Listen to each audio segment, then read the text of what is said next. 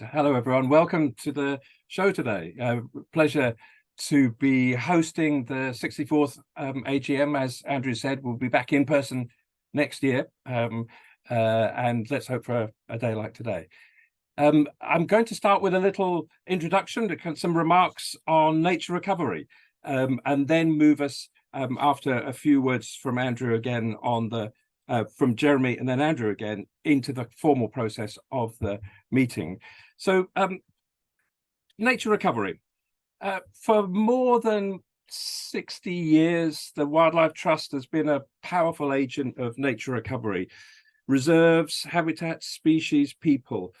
But nationally and internationally, things not looking so good. Planetary boundaries, 6 of the 9 that have been identified by Johan Rockstrom and his colleagues have been breached this year. For us, we can point to all sorts of things, 800 deliberate releases of sewage into our rivers and seas per day last year, all sorts of challenges that are still ahead of us.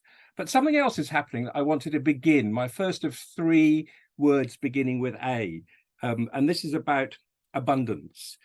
Subtle shifts are happening over a syndrome called shifting baselines. We may have forgotten just how dense and abundant nature once was. And I just picked a couple of books, and I just wanted to read a very short quote from D.W. Gillingham's book, Unto the Fields, written in the mid-50s, published in the mid-50s, but about him walking around the Roding Valley in southwest Essex in the 1930s. And he wrote, "What a carnival of life. Ploughland flickered with birds, the hedges too, an immense flock of chiff-chaffs and yellowhammers, migrant larks and crows, and stock doves and chick-chacking fieldfares and lapwings." This was in a walk at this time of year in October in about 1932. In a woodland glade in winter, he heard loud rustling sound. He thought it was deer and saw it was a great host of tits, great tits, blue tits, coal tits, and black-capped marsh tits. Some skipped overhead, others adorned, advanced over the leaves on the ground. The flock passed by, the tinkling and rustling faded, and the glade again was silent. And he writes of this extraordinary abundance, which we've kind of perhaps forgotten about, and it's something that we should be aiming for.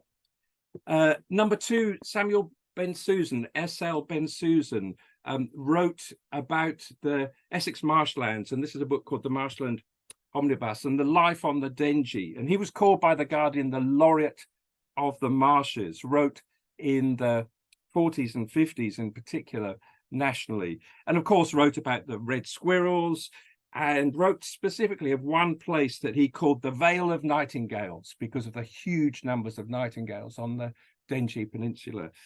He also mentioned a local woman who said, "I can't abide them nightingales. They make too much noise. I shoo them away," she said. So I suppose kind of attitudes to the noise from nature may be changing over time. So the first thing I want to draw attention to is abundance, and to kind of think about the imagination that's required for us to be shooting, not just a return to how things were 10 years ago or 20 years ago, but before a lot of the damage that we've seen internationally as well as locally. There's a Japanese saying that goes, "It's not us who will save the creatures and nature, but the creatures who will save us." And there's powerful evidence that if you live within 500 meters of green space in cities, you live 2 to 3 years longer. If you volunteer, particularly for conservation type of activities, outdoors and in nature, you live 2 years longer. That daily nature contributes to happy longevity. A daily dose of nature, kind of language that we've used in some publications from the university, a daily dose of nature increases well-being. Secondly, I want to draw attention to attentiveness, that engagement with nature, when we do that and we're very attentive to what's happening around us, interesting things happen. We notice interesting things. A couple of examples. The author Gary Murchie was an aviator and writer in the 1950s, and he wrote of one example of being on an airbase in California, Travis Air Base, and they were engine testing with these great jet engines on the tarmac. And he wrote about how gulls would drop into the air blast from the jet engines and whoosh about 400 meters downstream and then fly back again, wide-eyed, you can imagine. Maybe that's a bit anthropomorphic, and coming around again and having another go at this kind of dropping into the blast. So animal behaviors and bird behaviors may lie outside sometimes of our kind of descriptions and our imagination and certainly our understanding. I've worked quite a lot in Northern Iceland, where communities have shifted from whale hunting to whale watching in recent years. And Húsavík is a tiny Arctic village that used to be whale hunting and is now whale watching, and they attract 100,000 visitors a year. And what we've seen is the regeneration of the village, restaurants, hotels, cafes, museum, village hall, the church regenerated. At the beginning of the process, none of the fishers could have the imagination that people would want to come and look at the whales, even pay for it, because they had formerly hunted them. So there was a kind of psychological shift that was needed in this kind of imagination. And since the hunting has stopped, over a kind of 25 to 30 year period, the whales now swim up to the boats in the Bay of Húsavík. 5 species, abundant in numbers, and you almost feel as though the whales are welcoming in the people because they feel in some way safe. Certainly you can guarantee to see them at any time of the year.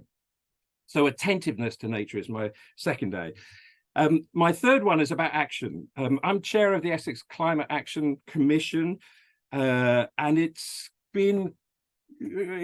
is engaged in a whole range of activities to try to address the climate crisis. Andrew is one of the commissioners on the commission. It is clear that 80% of people in the region, this is according to surveys, are in favour of more action to address the climate and nature crises. You could look at the news, read the papers and think something different. You could also look at the extreme weather events and nature loss and conclude we're not moving fast enough. I mean, we've just seen the news that September was the hottest September in the world ever. And although we say today is a lovely day, which it is, it's also kind of not lovely because it's October and it feels like June in the middle of the day. So progress looks like this: 149 countries in the world with tough net zero targets. That's 90% of the world's GDP, 8,000 cities, regions, investors, large businesses. The World Economic Forum used to be the bastion of old bad growth, if I can put it that way, the growth that harms nature, economic growth that harms nature, and is now promoting green growth and saying that if countries support green growth, they estimate that $10 trillion worth of growth will be created across the world by 2030, 400 million new jobs. But if countries and governments don't support that agenda, they'll miss out on this great opportunity. The Climate Change Commission in the UK, committee in this year, in its report, the last report of Lord Deben, as chair, noted that green investments create jobs, reduce emissions, and reduce household costs. So we can look at these kind of win-wins of the economy and nature and addressing climate. So there's a simple message: invest in our natural capital and costs come down for people and for countries. So that's my third A, action, which you could also call agency, because that's about us feeling able to act. It's worth acting because there's a good outcome to it. So I conclude my remarks with 3 A's: abundance, attentiveness, and agency. And I often say to young people when I give talks, it's not your job to save the planet, but it is to have hope, and it is to act in ways that will help save us all. We shouldn't put too much burden on individuals to be saving the planet. But if we address abundance and attentiveness and agency, I think we can do an awful lot locally and I'm delighted that the Wildlife Trust is playing such a leading role in all of that. That's my talk.